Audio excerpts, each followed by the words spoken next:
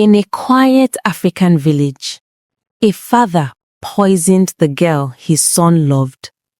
He thought no one would know, but the land was watching. Hello, lovelies! Welcome back to African Folktales by Ray.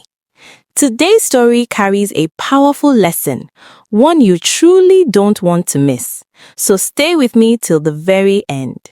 And if you enjoy stories like this, don't forget to like, share, and subscribe. Long ago, before big roads and noisy engines reached the deep green places, there was a village called Amani, resting between two gentle hills, and people there believed the land could see, the wind could hear, and the trees could remember. In Amani, the river moved like a long silver snake, whispering softly as it passed smooth stones. And every morning, women swept the red earth until the ground looked clean enough to shine.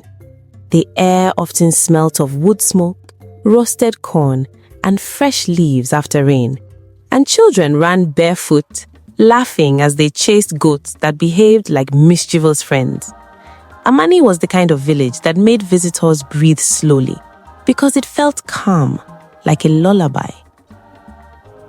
But under that calm, something sharp lived like a hidden thorn.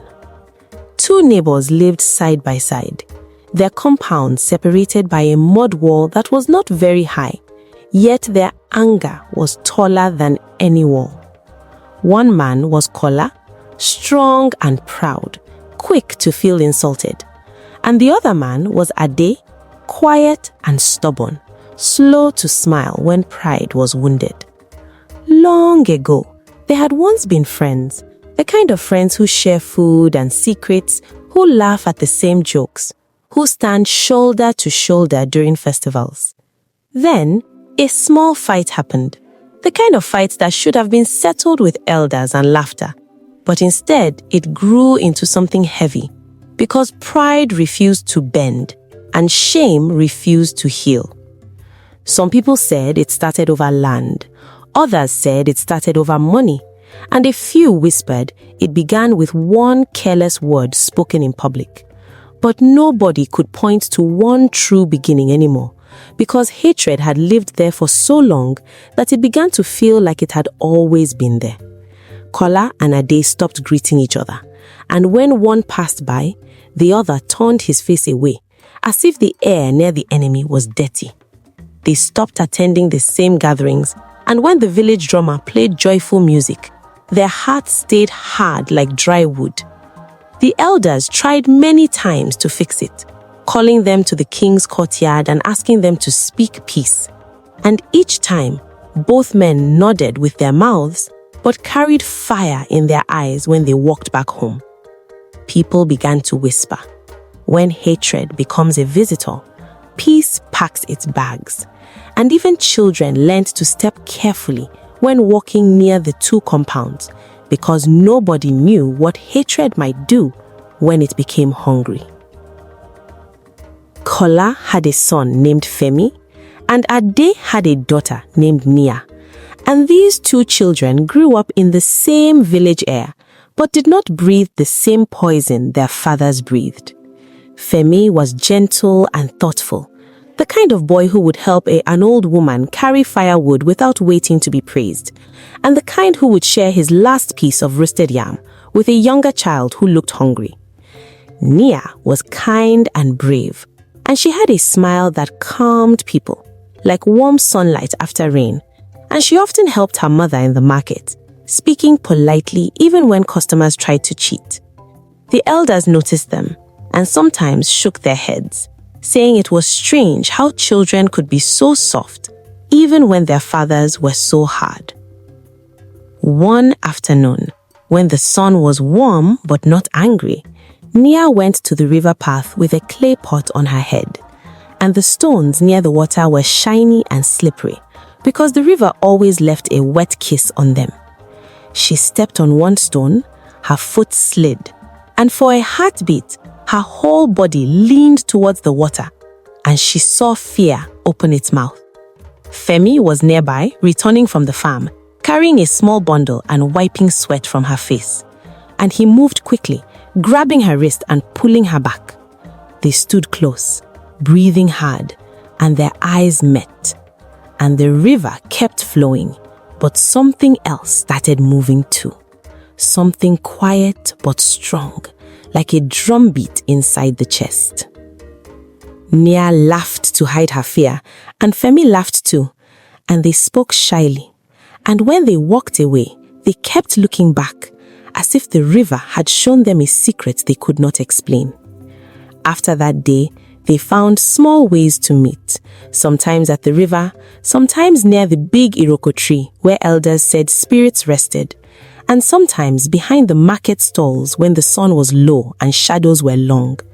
They talked about simple dreams, like planting maize and okra, like building a small home with a strong door and warm fire, like raising children who would laugh freely and never inherit hatred. Their friendship grew quietly, like a small plant that nobody steps on, and soon love slipped in, soft as a whisper, but deep as roots. They knew their love was dangerous because of their father's fight, so they hid it. But secrets in a village are like smoke from a cooking fire, because even if you try to cover it, it always rises. A sharp-eyed woman called Mama Sade, who could smell trouble the way a dog smells meat, saw them one evening as Nia's hand brushed Femi's arm when they laughed. And it was a small touch, but Mama Sade's eyes widened like she had seen a snake. That night, she told one neighbor, and by morning, the story ran through Amani like a fast goat. People began to whisper in the market, how can fire and water share the same pot? And how can the children of enemies smile like that? And what will happen when the fathers hear? And those whispers were not just words, they were sparks landing on dry grass. The day the trouble became real was the day Ade saw his daughter with his own eyes. He was returning from his farm when he noticed two figures near the river path. And when he looked closer, he saw Nia standing close to Kola's son. They were not touching, but the way they looked at each other was louder than a drum, and Ade felt something old rise in him like a bitter taste. He did not shout there on the path because his anger was the quiet kind that goes deep before it explodes, and he walked home with a face like a closed door. That evening, when Nia greeted him, he answered without looking at her, and even the fire in the cooking pot seemed to sound louder because the silence in Ade's heart was heavy. Later at night, he called Nia to sit beside him, and the firelight made his eyes look darker than usual. He asked in a low voice, "Is it true?" And Nia's throat became dry because she wanted to lie, but she remembered how elders said a lie is a small snake that grows into a big one. So she nodded and admitted she loved Femi. Ade's body became stiff, and he said, "Of all the boys in Amani, you chose Kola's son, the child of the man who shamed me." And Nia tried to explain that Femi was not part of their fight and that love should not carry old anger. But Ade's pride rose like a wall, and he shouted that love does not remove shame. At the same time, in the other compound, Kola heard the news, not from his son, but from village gossip, and he felt insulted because he imagined people laughing at him, saying his house had joined with Ade's house. He dragged Femi outside and demanded answers, and Femi tried to speak calmly, saying love could bring peace. But Kola's anger was hot and quick, and he shouted that hate does not listen once it has grown teeth. The elders and even the king's messenger tried to calm both men, warning them that any harm done would bring heavy punishment. And both men nodded, but their nods were empty bowls.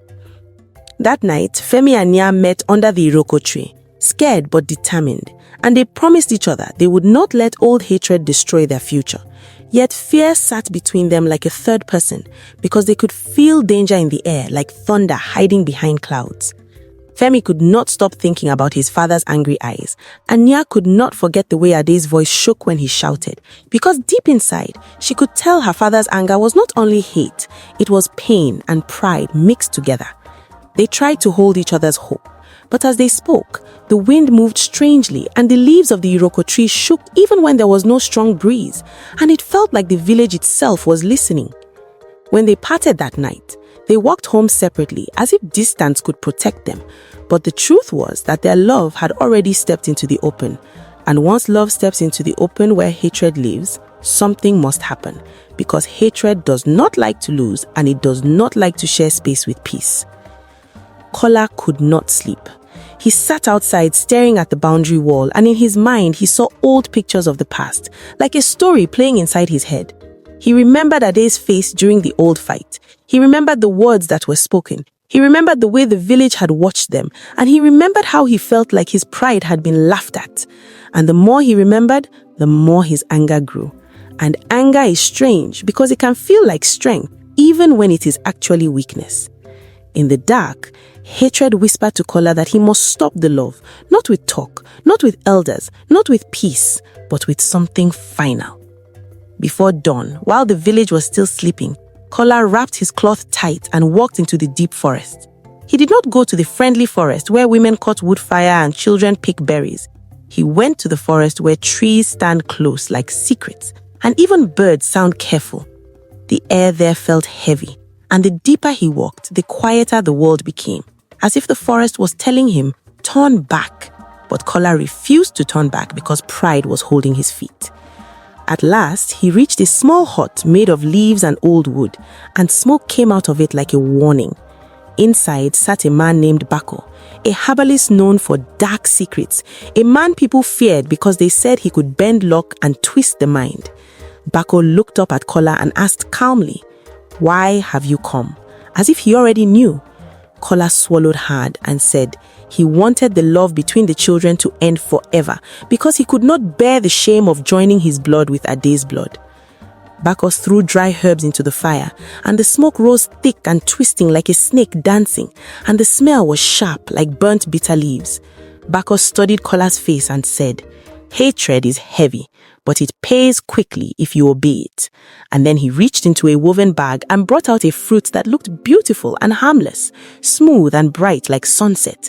It smelled sweet like ripe mango, and for a moment Kola almost forgot it was dangerous because evil often wears a friendly face.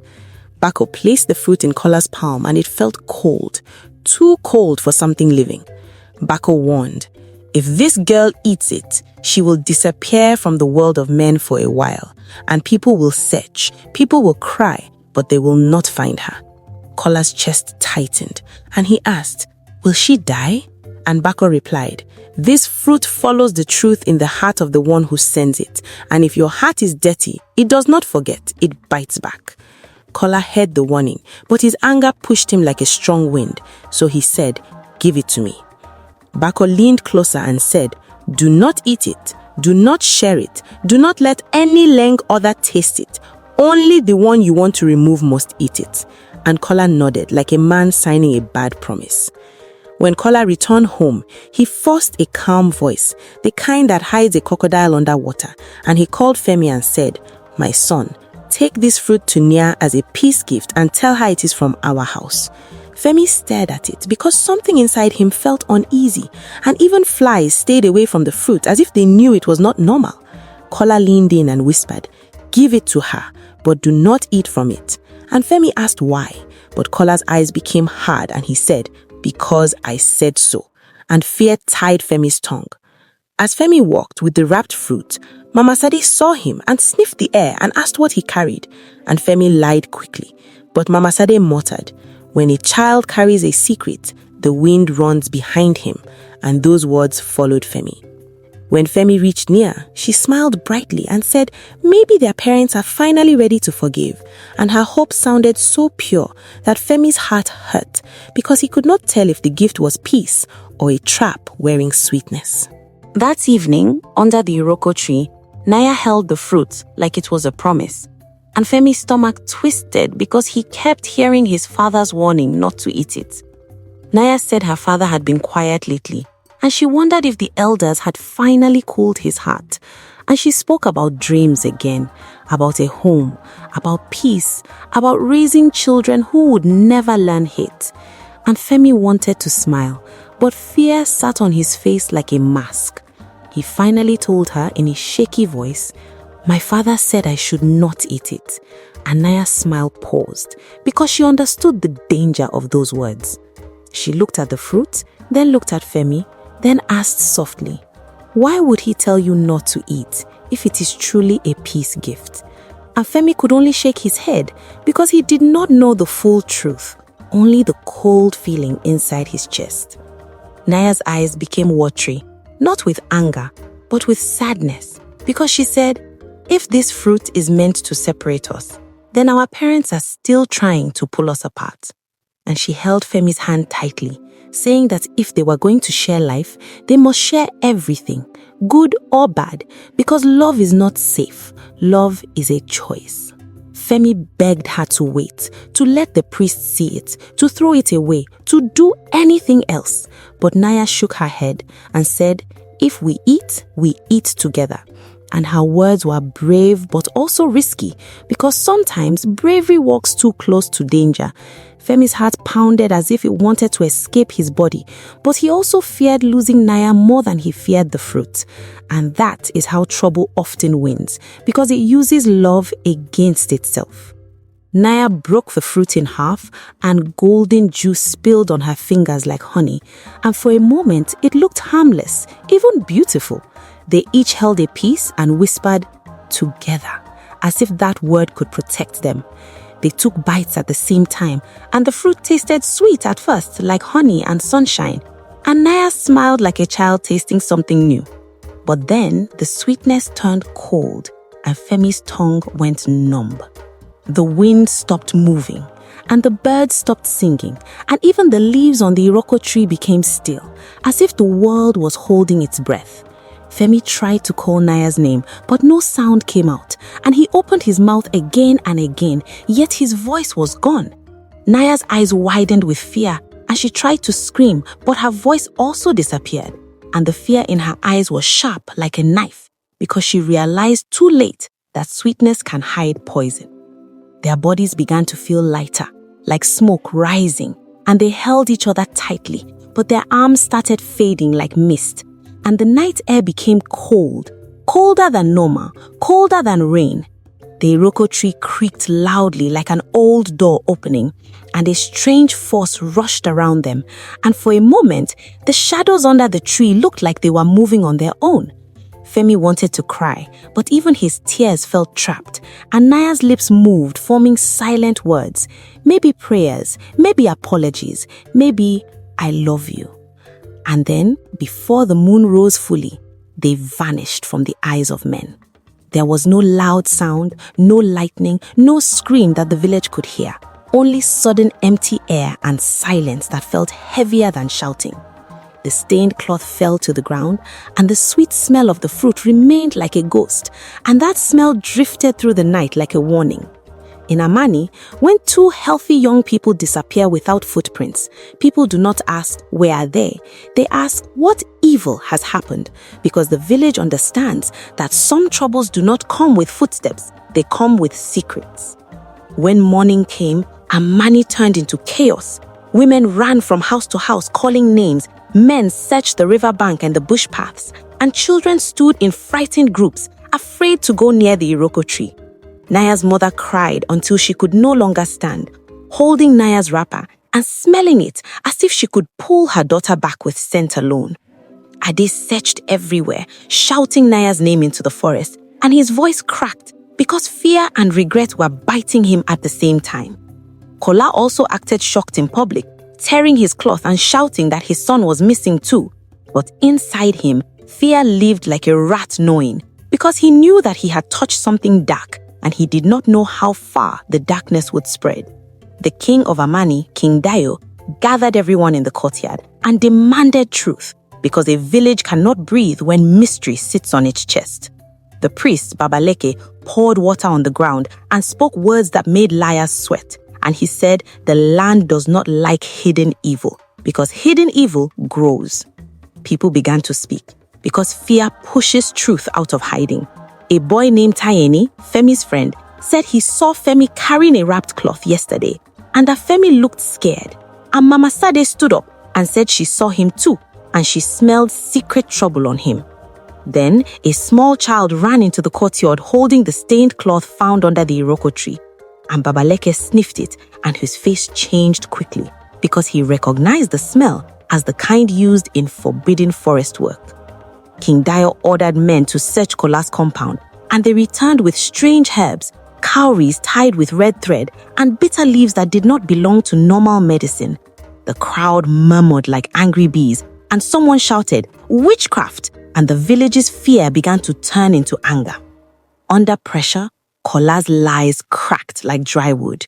He confessed about going to the deep forest and meeting Bako and bringing the fruit. Ade's face twisted in pain because even though he hated Kola, he did not expect this kind of evil.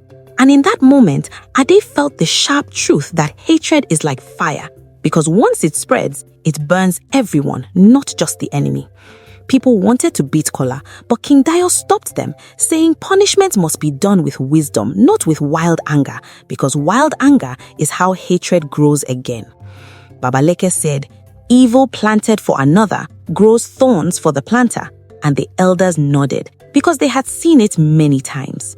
King Dio judged both men, saying Kola's actions were evil, but Ade's stubborn hatred had also fed the fire for years, because when two men fight for too long, the whole village becomes weak. Both fathers were banished to the forest of silence, a place people avoided, a place where even hunters walk carefully, because it is said the forest reflects your own heart back to you. The village mourned the missing lovers with slow drums and quiet tears. Yet the biggest suspense remained, because nobody knew if Femi and Naya were dead or alive. Mothers whispered prayers at night, children stopped playing near the boundary wall, and even the river seemed to flow more quietly, as if it too was waiting. Some villagers said they saw shadows near the Iroko tree at midnight. Others said they heard a soft whisper in the wind that sounded like names being called, and each story made fear grow.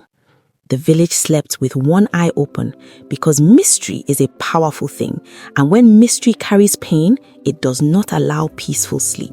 Femi opened his eyes in a place that felt like a dream and also like truth.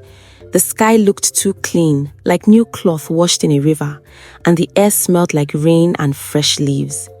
He sat up quickly and tried to shout for Nia, but no sound came out, and when he touched his throat, he felt it was there, yet his voice was locked away like a bird in a closed cage.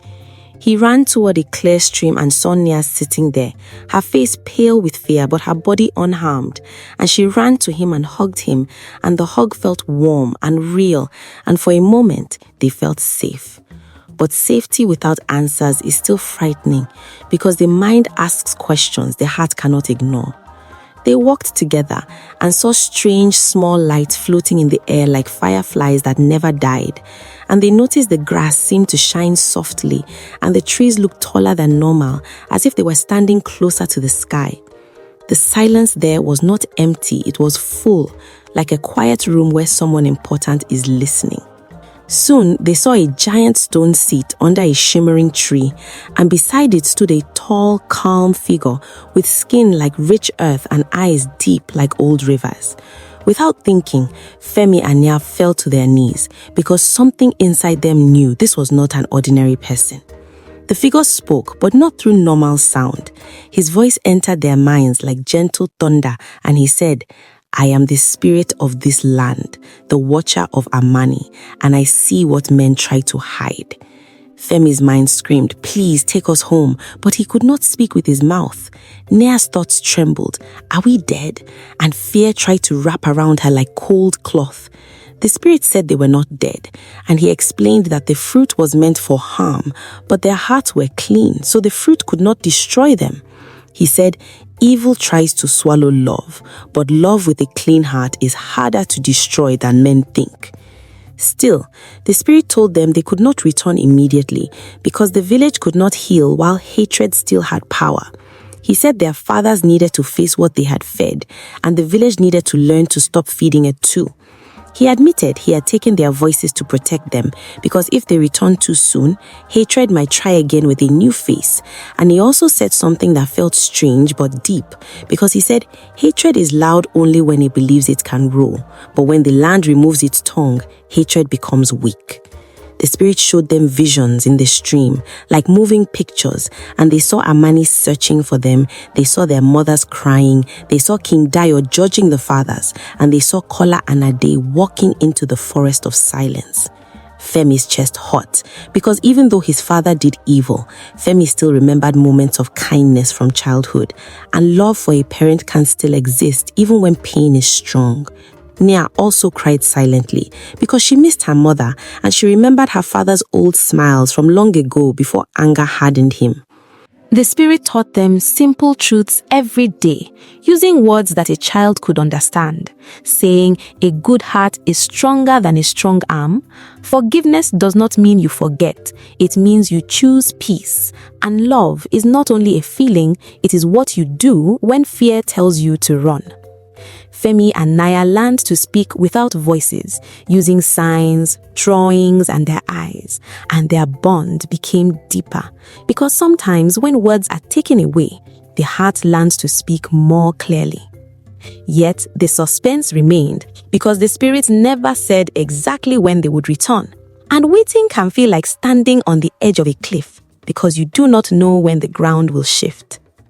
In that hidden place, time moved differently, and they could not tell if days were passing or seasons, but they could feel that change was happening back home, because the visions in the stream began to show small differences, like children playing across the old boundary line, like women sharing salt again, like the village slowly learning to breathe without the loud fight of two stubborn men.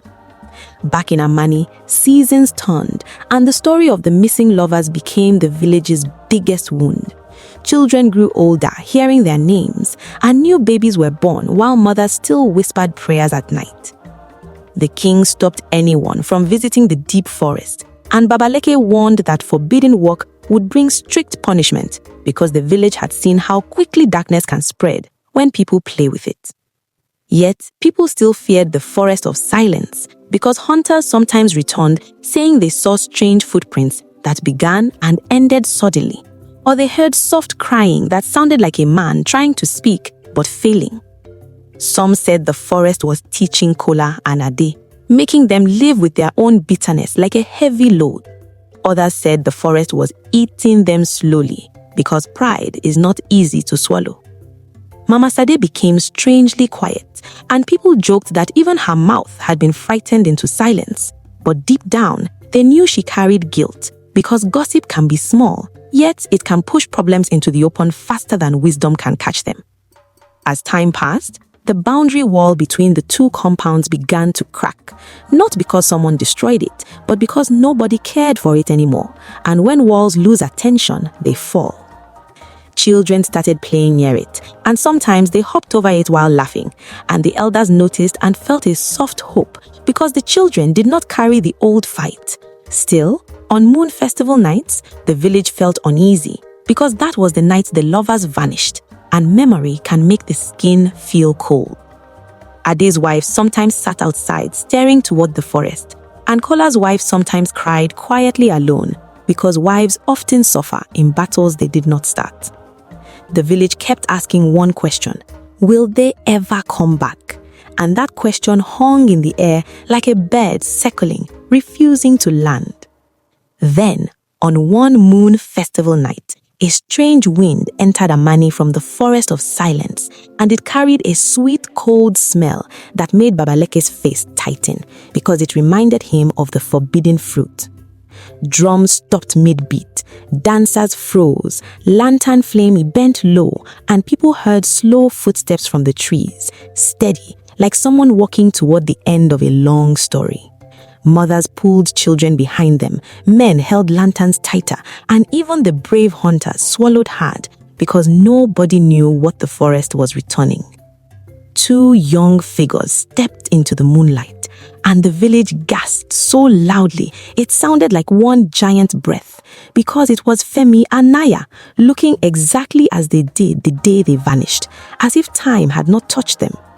People fell to their knees, some cried, and some children hid their faces, peeking through fingers. Babaleke rushed forward and asked if they were real, and Femi opened his mouth to answer, but no sound came out. And Naya also tried to speak, but her voice was gone too. Confusion moved through the crowd, and fear tried to return, because when something impossible happens, the mind searches for danger first. Then the wind circled the courtyard, and a voice came from everywhere, calm and strong, like the land itself speaking, and it said, "People of Amani, look well, because love has returned and hatred has been humbled." King Dayo bowed his head, trembling, and the voice declared the lovers were innocent and their hearts were clean. Then another shock arrived, because two thin figures appeared behind them, old and tired, stepping slowly out of the trees, and it was Kola and Ade, broken by time and shame. The crowd murmured again, and some people wanted to shout insults, but the spirit's voice commanded calm. Kola dropped to his knees, and Ade dropped too, and both tried to speak, maybe to apologize, maybe to beg, but no sound came from their mouths, and the village realized the meaning of the lesson. Hatred had lost its voice. The spirit said he took the lovers' voices to protect them for a time, but he took the fathers' voices to teach them, because hatred rules through noise and stubborn words. And when the land removes the tongue, the heart must face itself without excuses. Kola looked at Femi with tears, and Femi stepped forward and held his father's hand, because he refused to feed hatred again. Ade cried like a child, and Nia touched his shoulder gently, because love can be stronger than pride. The spirit then told the village to build something new, not another wall, not another boundary, and King Dayo ordered the old boundary wall to be pulled down brick by brick until the ground was open. Baba Leke brought a seed wrapped in white cloth and told Femi and Nia to plant it where hatred once sat, and they planted it together while the village watched in trembling silence. Women poured water, children clapped softly, and in front of everyone, the seed sprouted quickly, pushing up a green shoot like hope breaking through pain. The spirit's final warning moved through the leaves, saying they must never feed hatred again, or the tree would remember. From that day, Amani became known as the village where hatred lost its voice, and people learned that pride can destroy families, that love must be wise as well as brave, and that justice may take time, but it always arrives. If this story touched you, subscribe to African Folktales by Ray for more powerful African stories where justice always comes. Like this video and share it with someone who needs this lesson today.